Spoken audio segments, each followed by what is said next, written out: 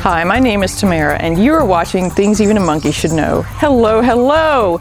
Welcome to summer. Or, wait a minute, I guess it's already been summer for a while. Anyway, welcome! Thank you so much for joining me again today. As you know, if you've watched some of my other videos, I'm not a professional anything except artist, but I have learned there are a number of things around the house and out in the yard and on my cars that I can do myself and often save myself time, money, and aggravation. So I hope you have saved those things now too. Today, we're doing the first part in a multi-part series of making a concrete platform for a little table and chairs to sit on out in the yard. So let's get started. Before we go over what we're going to need today, I just want to give you a better idea of what we are doing. I have this lovely little area in the yard that is very shady, so it doesn't grow much grass, and I wanted to put this little bistro table and chairs out here, but as you can see, they have sharp pointy legs, so if you sit in them, then you sink into the ground. So I am making a concrete circle, which is basically a concrete pad that I'm going to set them on, and you can scale up this project to do something bigger, or you can scale it down. So today we're going over the prep for this project. Next time we'll go over the mixing and pouring of the concrete. And since I'm going to end this with a glass mosaic on the top of the concrete, that is the last step that we will end with. Let's go over what we're going to need today. Obviously, you're going to need the spot that you want to pour your concrete. You're going to need a frame of some sort. I have chosen to use this thick iron wheel or ring that I'm going to leave in place. You may or may not have a frame that you want to still see after you pour your concrete, so that you might build a wooden frame. You might have plastic. It's up to you, just as long as whatever you are pouring into will hold concrete. Obviously, you cannot pour effectively into a mesh or something with holes in it. You are going to need a level to help level your frame. Now, this is a very lovely level, but who has one this big for around the house? That's ridiculous, right? So if you don't, you can use a regular 2-foot level combined with a straight board, and whenever you put this on the edges of your frame, voila, you have basically made yourself a nice 8-foot level. Handy. You are going to need something with which to level your ground, so depending on what you're working with, that may be one or all of the above, or the following, not the above. You may need a rake. You may need a spade type shovel, and these are great, like especially if you're digging down into the ground. Not so great for when you're doing your final leveling. The final leveling is best done with this shovel because it's got this flat edge, so it's easier to level everything out to a nice flat surface. Do you need rebar for a project this size? Well, I'm doing a 4-inch thick slab, so no, I do not need rebar. Generally, if you're doing 5 inches or deeper is when you want to do, or thicker, whatever, that's when you want to use rebar. Now, I love to overbuild. I have some rebar left over from a previous project, so guess what? I'm using rebar. Now, it's never a bad thing if you want to use it even when you don't have to. Just make sure that you get your rebar centered in your concrete pour, as in you do 2 inches of concrete, your rebar, and then 2 more inches of concrete, because you don't want that rebar popping out on either side of the concrete, because then it doesn't do as much good. But if you use it, of course, it's going to make things stronger. Now, you can also get the wire meshes. Those help make your final concrete piece stronger too. If you are using rebar, you're probably going to want to have some handy little rebar hooks, not hooks, but wires to wire it together. And if you have that, then you're also going to want some pliers, because that stuff does hurt your fingers.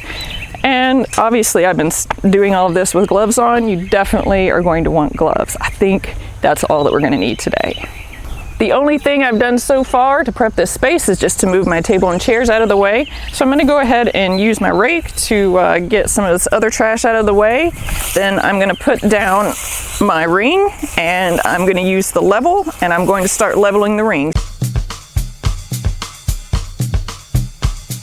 So even my level doesn't quite reach across this ring, but I'm gonna go ahead and use the edges to see how far off we are. And I find that this side is actually too high. So I'm going to make a little mark around here so that I know where this is. And then I'm gonna start digging.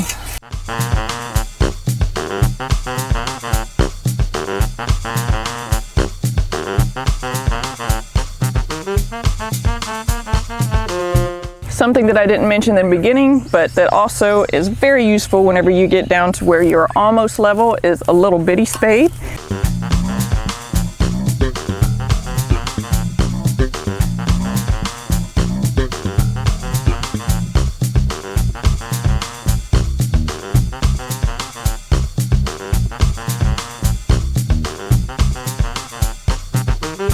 We have now got a very lovely and level frame.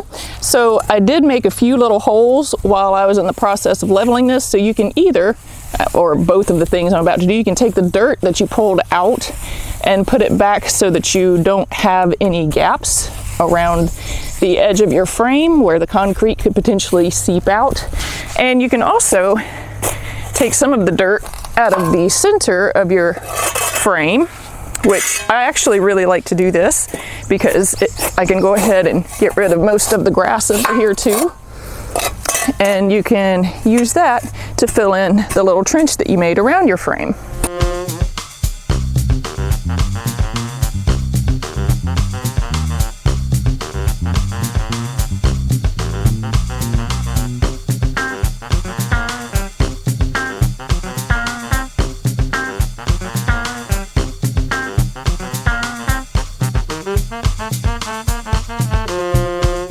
Did y'all go in and get cooled down? I had to.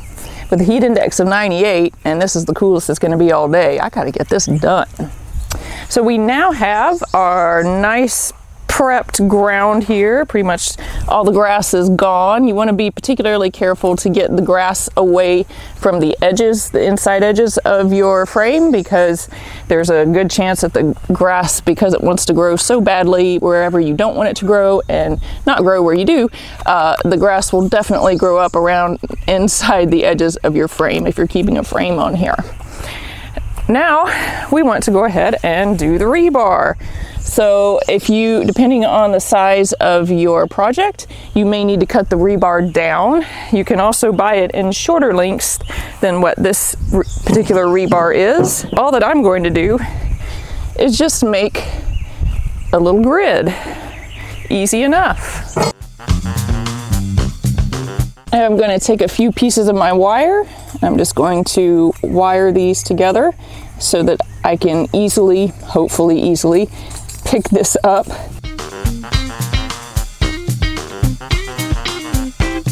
All that I'm doing is just crisscrossing these wires over each other.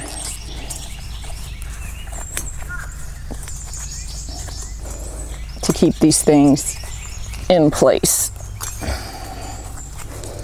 This helps whenever you pour the concrete on them too, so that they don't move.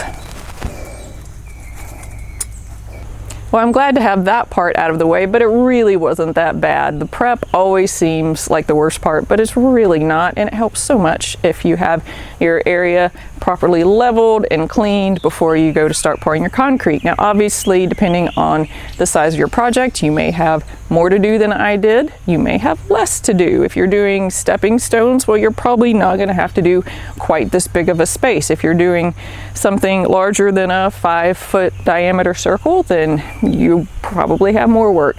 And depending on the type of ground you have, you may have to alter a little bit what we did here today.